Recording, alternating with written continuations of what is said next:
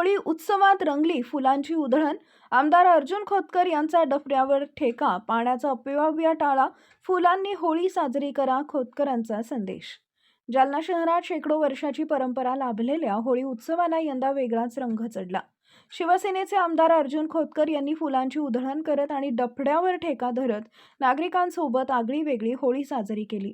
जालना शहरात होळीला विशेष मान असून पारंपरिक पद्धतीनं मोठ्या उत्साहात सण साजरा केला जातो. त्याच परंपरेला अनुसरून यंदाही नागरिकांनी मोठ्या संख्येनं सहभाग घेतला.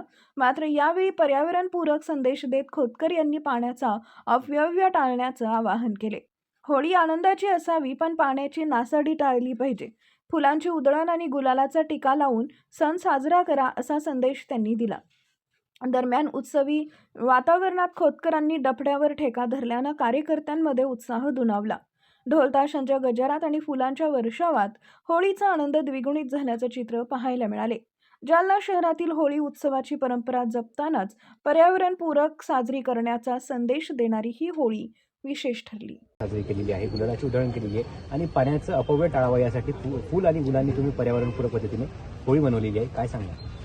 या जालन्यातल्या होळीला एक वेगळी परंपरा आहे. निजामी कालापासून 1889 पासून हत्ते दिसाला या नावाने ही होळी साजरी केली जाते.